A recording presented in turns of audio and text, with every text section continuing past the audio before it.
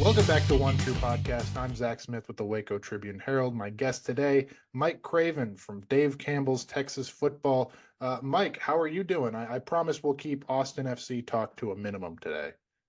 I'm doing pretty good. Monday going into week 5. I always joke that college football season feels like waiting for a roller coaster. Like you're in line for an hour and a half and then the ride's 3 minutes and it's over. And so the fact that most of the teams I cover are 25% of the way done, 33% of the way done of their football season is crazy.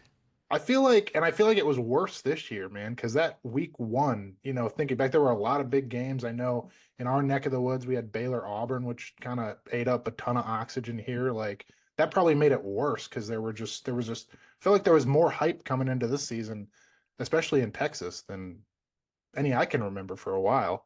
Yeah, Texas at Ohio State was week 1. We have 4 teams in the AP poll to start the year. There's never been 4 teams to finish in the AP poll from the same state before. And so Wow.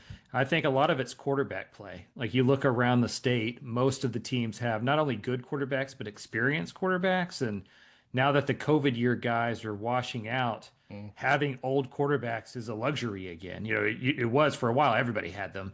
But now you're seeing a lot, Oregon started over, Texas started over, Ohio State, Mhm. Alabama. The fact that a lot of these schools that I cover have juniors and seniors that have played a bunch, I think it's given them a huge advantage. Cool. Well, you were at Baylor, Arizona State this last weekend. It was an uncharacteristic game for Baylor because, we came kind of everything, at least that I expected going into that game. Defense not playing very well, offense playing lights out. Kind of got the opposite, at least until last, 8 minutes or so. Um, and like I said, the offense kind of let Baylor down. Josh Cameron had 2 fumbles. Sawyer-Robertson threw a pick.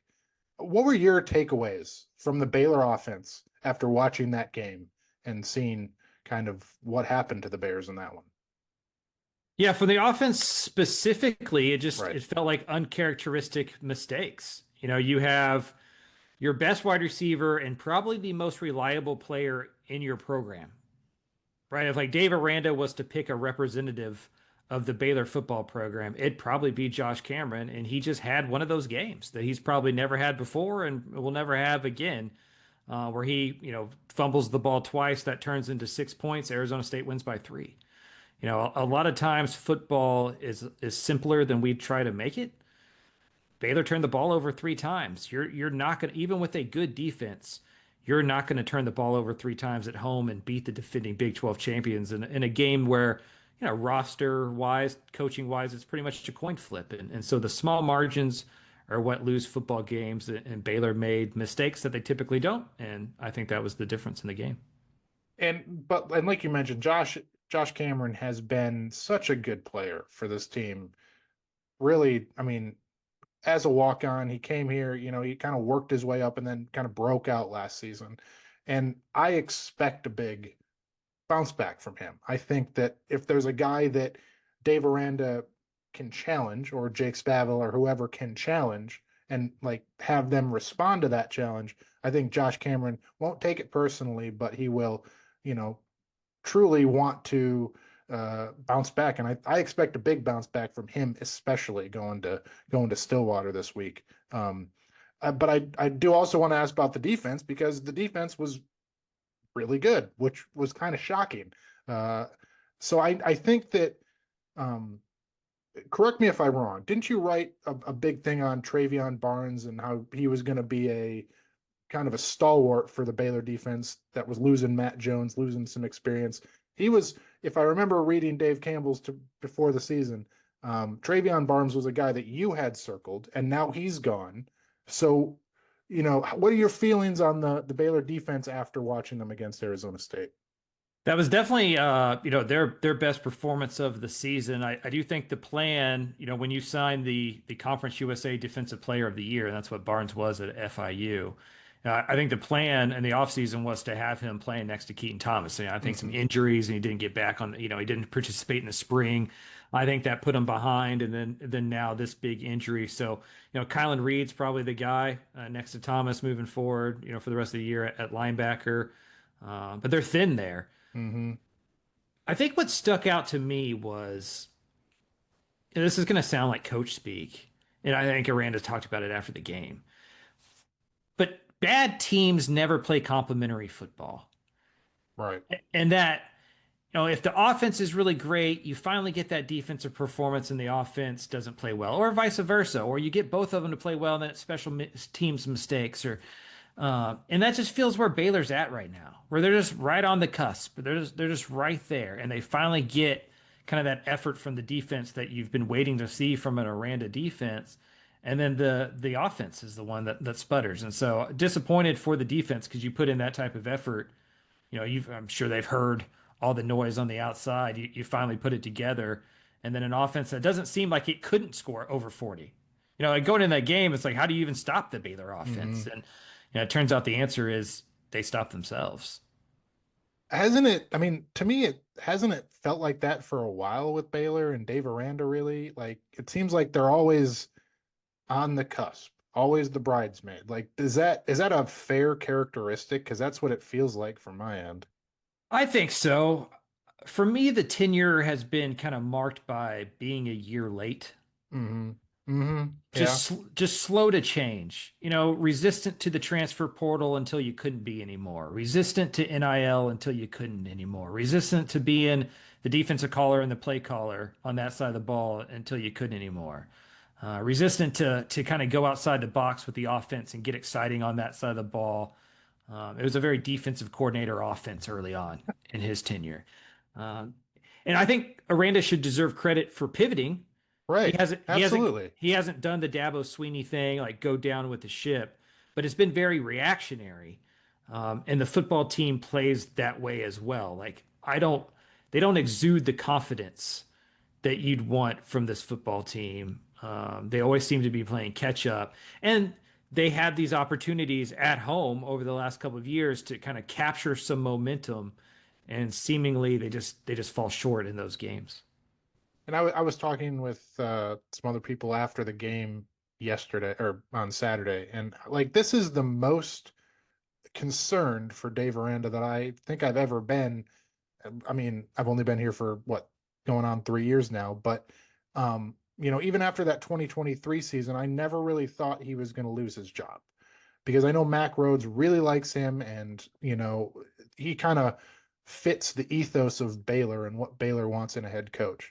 But now we are 6 years into the Dave Aranda experience, and I feel like it's the same thing over and over and over again, and it's I don't know. I don't know how to explain it. I don't really think he's on the hot seat. I don't think he should be on the hot seat. I don't think he's going to get fired unless he wants to leave. But I think at this point, especially after that Arizona State game, I am more concerned for Dave than I ever have been. And I don't really know if there's a question in there, but that's how I'm feeling about Dave at the moment. This isn't me reporting anything. This is me just speculating. I thought if he went to Texas Tech last year and lost that game and they were 2-5, he was gone. I agree with that. I Um, agree with that. and then he saved his job by winning the last six of the regular season. They bring back the whole offense. You think the defense will take another jump forward. They did take a step forward from 23 to 24. They get some players from the portal. You think they're going to take another step forward. You combine that with a really good offense. And Baylor is one of the Big 12 contenders in college football and probably in life in general. Everything is relative. Mm-hmm. And so Baylor could go 8-4 again, and it's not going to feel like a good season because the one rule that I think is universally true about college football is only as fun or as miserable as it is on the inverse to your rivals. That's so true. And Baylor measures itself against Tech and TCU. Tech just went on the road and won that game against Utah. They're the betting favorite to win the Big 12. They have this brand new facility. They're signing, $30 million worth of players in the transfer portal, getting all these headlines like Joey-McGuire and Dave Aranda were the two finalists for that job in 2020. Mm-hmm. And now Tech is doing what it's doing. And that's even with Aranda's on-field success against McGuire. I think you look at Tech and you're a little bit jealous of that. TCU off to a 3-0 start. They played for a national championship a couple years ago. Sonny-Dykes is in year 4. I think you look at the Horned Frogs and what they're doing, and you're like, well, we should be that good. But you're not. right? Like even Houston's right? undefeated, and here's Baylor, 2-2 with 2 home losses, and to me, that's the one. If you're losing big games on the road, maybe you get a little bit of a pass for that. They are 4-12 in their last 16 games against Power Four teams at home. I remember looking at you at Saturday night and going like, man, was the Auburn attendance this bad? Yeah, Because you just looked around. This is the Big 12 opener against the defending champion. You're one of the top five teams in the conference, at least on paper, and it was 70% full. Um, to it was me, horrible. to me, that's how you know that the Hmm. fan base is kind of checked out or at least waiting to be proven wrong. And when you keep losing the games in the way that you do against a team like Arizona State, when you have the opportunity to kind of build that trust back, is just, I think it's damning. Like it's hard to overcome that over and over again. And I'm curious because like going against someone like Kenny Dillingham, who is pretty much the opposite of that. And you mentioned Joey McGuire. I think both of them, their strategy has been one of openness, one of just like let the fans in and kind of open the program to the fans. And whether that's, I know Kenny Dillingham gave away tickets to the first game of the season because it was against an FCS team, and he just wanted to fill the stadium. And I don't know if Dave Aranda would ever do anything like that. I know it would certainly be out of his comfort zone, but that is where I go to my question. It's like I question myself is like, is Dave like fit to be a head coach? I think he's a good X's and O's coach. I think that's unquestionable. But it's just like all the other stuff that comes with being a head coach. Like, is he fit for that? And I don't think we're gonna get an answer to that until the end of the season or until something changes. But it's just, I think that's what I weigh every time I see him or I see attendance like was at Arizona State, which was dreadful. So it's just it's a difficult spot because Dave is a good guy and he's a good coach and all of these things, but it's just like, where does it end? Something's got to change. Yeah, I mean, Aranda would be employed for like 12 hours before somebody hired them as his Right, DC. right, right. Like he's a very talented football coach. And what I go back and forth on Dave Aranda is I've always rooted for Aranda because he's a different type of coach. Mm-hmm. Like my job is to go around and interview these 13 coaches, for magazine season, and kind of be around the programs. And Dave is the outlier. Mm-hmm. Like the other 12 are pretty similar to each other Right. in a lot of ways. And then there's Dave Aranda. And so me as a writer and a storyteller, you're like, well, that's cool. Like maybe you don't have to be the gregarious, outgoing, former prom king, cool kid, like you can be your own type of leader. But when you kind of see the up and down and the inconsistency, you wonder to yourself, maybe that's why they're all this way. Mm-hmm. Like maybe Mm-hmm. that's why they're all so positive and outgoing, because you need that. You need that in the program. Like somebody has to be the engine inside the program, and I don't know that it's Aranda. And what I would be scared about if I was a Baylor fan is if the defense is always going to be average, and that is your calling card, are you just at the mercy of always hiring the right offensive coordinator? Right. And Right. if I'm hiring a head coach that's not a CEO type, if I'm going after a head coach that has a side of the ball, and Aranda's not the CEO type, he's the type of coach that has a side of the ball. That side of the ball better be freaking good. Right. I should And be it able to count. I should be able to count on that side of the ball. and it And hasn't been. It hasn't and been up to it you hasn't been up can't. to snuff. Right. Right. I do want to ask about the other side of the ball. Jake Spavell, you've been around Jake when he was at Texas State and, wherever else before. He's been really sensational since he got here, and the offense with Sawyer and all of that has been great. I know because I reported, others reported it, like other big schools were looking at him in this last offseason. He was a potential to move up, and he's still here. So I guess one, um, how good is that a sign for Baylor moving forward that they got to keep Jake Spavital? And two, I mean, how much longer can they keep him? Yeah, it's a great question. A lot of that probably depends on how this year goes. You know how it is. You know, you win 9 games, you're a lot more attractive than if you win five, even if it's the other side of the ball. That's the difference between winning 9 and winning five. I wonder what some of the struggles and failures at Texas State, kind of perception wise, do to him as a head coach. And I don't know how many jobs, how many offensive coordinator jobs in the country he could get that offer him the type of independence that he has. I mean, he basically Mm-hmm. gets to be the head coach of the offense. And if he wants to get back to being a head coach, I think that's something that he enjoys and something that kind of will help him get back into that chair. You know, if they have success and Aranda's here for the long haul and there's kind of a vote of confidence behind the scenes, I think you have a chance to keep him. I know family's important to him. He's closer to his parents in Central Texas. There's a lot of that kind of going on, but he's going to be a name that's always mentioned amongst those offensive coordinator guys. And, you know, I think if he had had the same resources and level of support that exists at Texas State now compared to what it did when he was there, Mm-hmm. we would think differently of Jake Spavital, the head football coach.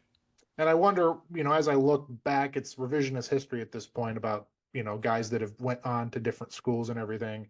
I wonder how much of a package deal he and Sawyer-Robertson are, because it seems like they are just kind of in sync. And I know that they continue to be, yeah, in sync, and Sawyer was rightfully for a while there up and with the Heisman talk. And I think that you see that the package deal, whether it's at Utah or Oklahoma or, wherever, between the offensive coordinator and the quarterback, I think there was some of that, this offseason. But like you said, it'll be interesting moving forward when Sawyer's gone, where Jake goes. And I don't know. I think there's an okay shot that Baylor keeps him, honestly, because I really think that Dave needs him, frankly.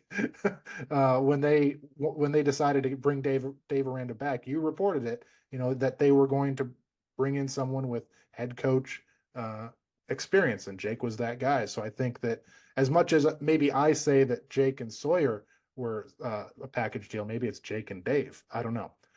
I do want to look a little forward here because we're going to get into some bigger Big 12 topics here in a little bit, but Baylor is going to Oklahoma State. And I don't know if I can think of a better trip to as a get right game. And I might say that, and next week I'm talking to someone after an Oklahoma State win and Gundy's back. But first off, is this a good spot? How good a time is this for Baylor to go to Oklahoma State? And two, do you have any good Mike Gundy stories? Because he might not be around for very much longer. No good Mike Gundy stories. I think I'm blocked on Twitter. So there's got to be a reason, but we'll save that for another. Yeah, I'd imagine it's recruiting related. I used to be the recruiting reporter. I'm sure I made some comment. It's probably me. I can be snarky online. That's probably on me. As one should. But yeah, it does feel like this is a great spot for Baylor. Oklahoma State is reeling. You do worry about them figuring it out one week, but I don't even know what it would look like if they figured it out. Right. They are in the running for one of the worst teams, if not the worst team. If not for UCLA, Oklahoma State might be the worst Power 4 team in the world right now. So if you can't go to Stillwater and win this one, you're probably not going to win very many going forward. And so it does feel like you said a get right game where the offense can get its groove back, the defense can put in another solid shift, and then all of a sudden you're playing a reeling Kansas State team at home, and you can build a little bit of momentum, go 4-2, enter in that TCU game, and feel pretty good about where you're at. So like you said before, you cover all these schools in Texas. That's kind of your beat. Apart from Baylor, what Big 12 Texas school, and there's been a lot of impressive ones. You mentioned Texas Tech and TCU. Apart from Baylor, which Big 12 school from Texas has impressed you the most? Yeah, those other 3 schools are combined 10-0. Pretty good. So all of them. And I think Tech is probably the easy answer, so I'll go with Houston. That's what I was going to say. Tech needed to get better along the trenches than they did, and they went and bullied a Utah team that typically is the bully, and that is uber impressive. But they got the best roster in the Big 12, the most expensive roster in the Big 12. This is how good Tech is supposed to be. Houston is in year 2 under Willie-Fritz, but it might as well be in year 1. They had to go in the portal and get almost a whole new roster. 4 of their 5 starting offensive linemen are from the portal. Their quarterback, their tight end, 2 of their wide receivers, 7 of their defensive starters. Like, they have a new offensive coordinator by choice because they had the worst offense in the country last year, so they fired Kevin Barbay. And they have a new defense coordinator, but not by choice. That's another Texas Tech money whip situation there when they went and hired Shield Wood away. And so Fritz had to hit the reset button completely in a world where, we've talked about Aranda not adjusting. Like, Fritz is an old guy. Like, Fritz is an old school kind of JUCO FCS coach. His ability to adapt, I think, is why he's had success at so many different levels, at so many different places. He says that he hasn't been on a plane to recruit yet. That Wow. Houston, it's so talented around his area that anywhere he's going to go recruit is going to be in a car. I Wow. think they're just doing it the right way, Hmm. and it's showing up already on the field. And they haven't played great teams yet. I mean, they beat Colorado, they beat Rice, they beat an FCS team. But they are much improved. They're probably going to be 4-0 after this week going against Oregon State. He's just a hell of a football coach, and it's been impressive. I mean, we jokingly at Dave Campbell's, we call him Novocaine because it works. You just got to give it a little bit of time. I think he's ahead of schedule, and it's starting to show that it's working. And I totally agree. I think that Houston is probably the most surprising team of those. Maybe not surprising, but they look the best. They were not expected to do this, and they look good. But I was really curious to see about Tech, and I know that they, like you said, they got that big win, and they spent all this money, and they were loud about spending all this money. I was very curious to see if that experiment would work in year 1, because I know with all the new players and kind of getting them all to gel and joey-mcguire doing his thing, like, I was so curious to see if like they would actually be a team, because I know sometimes when you bring in a new player, it takes some time to get used to everybody. And Utah is clearly the best team they've played so far, but they look like they are checking every single box, and they are the real deal. Don't you think? Oh yeah, I mean, we saw last year with Florida State going 2-10. It's when adversity strikes is when you worry about the mercenary army, Yeah. right? Like Alexander the Great learned this in Asia when they saw war elephants. Like Florida State learned it last year, uh, and I think Texas Tech faced their first bit of adversity. They blew out Utah, but it was 13-10 in the fourth quarter. Mm. Like that was a close Mm. game for 3/4 of the game. They lost their starting quarterback. They're on the road. They're 6-11 on the road under McGuire, and they just rise to the occasion. I'm workshopping a take, and so maybe I can reveal it here. I'm writing All a right. column about this for this week. McGuire isn't the X's and O's coach, but Mm. he is a culture guy. And I'm wondering if Joey is the perfect guy for this type of army, right? We're like, he's not gonna get you an advantage on defensive scheme or offensive scheme. He's not the type that's gonna walk into the offensive meeting and draw up a play that goes and wins you the game on Saturday. But he can take 50 dudes from a lot of different places and put them together and like get them to row the boat in the same direction. Mm-hmm. And that's what being a head coach is. Like, it's great to be Saban or Belichick, where you're like also a genius, or Sark or something like that. But your main job is to hire dudes that can do that, and then like you're the CEO, like you're just kind of the chief officer. And McGuire is great at that. Like that's Right. what he does. And so I just wonder if maybe that was an overlooked part. Like I had those reservations too, but I wonder if it just fits Joey in a way that it wouldn't fit a lot of coaches. And to kind of build off of that, I look at, and to bring it kind of back around to Dave Aranda, that 2019 LSU team was one of the best college football teams of all time. And there were far fewer transfers, and that was a different era of college football, frankly. But I don't think that Coach O is a great X's and O's coach. But he had Right. Dave Aranda on one side and Joe Brady, who's now, where is he, with the Bills in the NFL? Like, Mhm. those are two excellent coordinators, like elite coordinators. And so it's, to your point, like, maybe you don't need the guy, like an X's and O's guy, to be chief vibes officer is a good line. I like that. But yeah, that's a fantastic take. And yes, I'll read that column.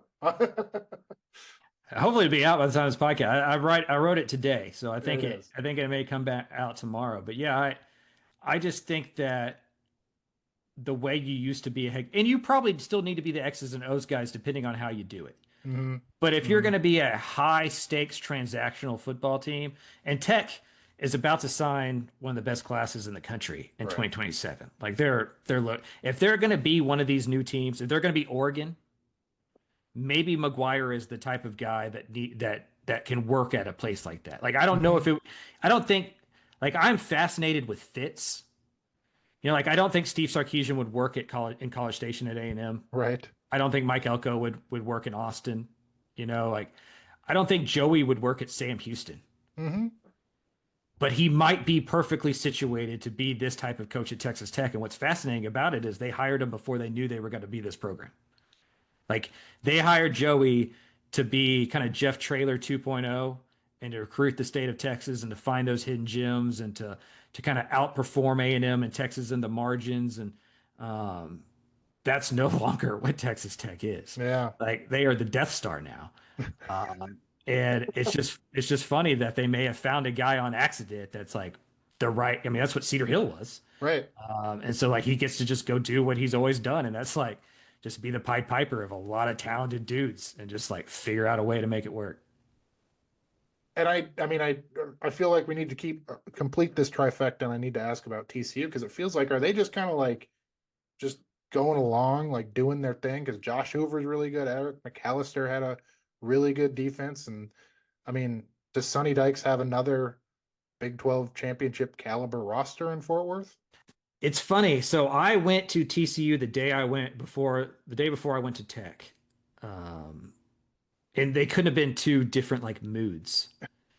Like Texas, it was very braggadocious. Like they got David Bailey like while I was there, right? It was a very much like Yeah. it's new money, like we are doing something big here, like shout it from the rooftops. When I was at TCU, I remember Sonny, like the team totals had just come out in Vegas, and they were like at 6.5, and Sonny was like, "Man, maybe I don't know what I'm looking at, but I think we're pretty good." Like I think like this is my best roster that I've had here, Hmm. at least my deepest roster that I've had here. He inherited a really good group along the lines of scrimmage. Like usually as a first year coach, you don't have as good an offensive line and defensive line as 2022. And they were so good that those guys left early to go to the NFL. And in 2023, they just didn't have the replacements. Like Hmm. they thought they were going to have those guys in 23 and didn't recruit for it. And then they left early for the NFL and they were just out of it. We saw them build back. They kind of ended the same way Baylor did last year. Hmm. They just lost that game in Waco. And so Right. Baylor got all the kind of the offseason momentum headlines. But they're talented. They're really deep. We talked about the quarterback play earlier in the state. I think Josh Hoover is one of the best college quarterbacks we have here in the Lone Star State. And they bet on continuity.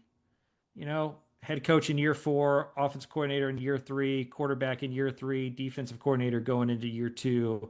Didn't go crazy in the portal this offseason. So I've always thought the Horned Frogs were the most underrated team that I cover in Texas, and it looks like they're going to be in it, for a while. Well, to wrap us up here, you're going to be at A&M Auburn, right? That's where you're Yep. headed to this weekend. We got lots of good games: LSU, Arkansas, Alabama, Georgia, Penn State, Oregon. Of course, the headliner, Baylor, Oklahoma State. Don't want to forget about that one. What are you most looking forward to this weekend? Or is there anything you've got your eye on specifically, even if it's A&M or, is Arch for real? What are you looking out for this weekend? Yeah, for me, it's just how can A&M handle success? Mm. In my lifetime, the Aggies have always been Charlie Brown of college football, right? It's like right when they're about to kick the ball through the goal, but like it gets taken away from them, and they kind of fart around, and they end up 8-4. Well, they're a top 10 team. They have the road win. The schedule's not. They don't play Alabama. They don't play LSU. They don't play Georgia. They don't play Ole Miss. They don't play Tennessee. Like they have a pretty decent schedule in front of them. 10-2 gets you in the college football playoff. Hmm. And if Elko can figure out a way to go 7-2 down the stretch here and win the games they're supposed to, like Auburn, like South Carolina, like Florida that are at home, if they can just hold serve, this is a CFP team, and that is crazy. Like that is insane considering what he kind of took over and just the mess that he inherited from Jimbo Fisher. A&M needed to hire an adult to kind of figure out that program, and they found one, and they're ahead of schedule. And if typically the A&M teams that I've covered and been around my whole life, they win the big game against Notre Dame, and the next time they see them, they crap the bed and they lose to Auburn. Like that is what the stereotypical A&M team would do. We're about to find out if this is the stereotypical A&M football team. Because if they can get past Auburn, we could be looking at like 6-7-0 by the time they go to LSU. Like this could be a real deal football team, and I wouldn't have thought that a month ago. Wow. I took the A&M under. Wow. What was there? 7.5. Wow. So I'm an idiot. Marcel Reed is really good, and this could be a legit CFP team, and that's a hell of a job by Mike-Elko. Lovely. Well, Mike, thanks for coming. Thanks for joining. Tell the people where they can follow you, read your work, listen to you, any of that. Yeah, on social media, I'm typically at Craven Mike. There's a Mike Craven, a really bad politician somewhere, I think in Georgia or something like that had those handles. So I'm a Bond ode at Craven Mike. And then, I know we're known for doing the magazine, but at texasfootball.com, we have stories up every day, college football, high school, all that kind of stuff. So come find us there. Beautiful. Well, until you're in Waco next time, I'll buy you a beer at George's or something. So there we go. Thanks for doing this, and have a great day. Appreciate you.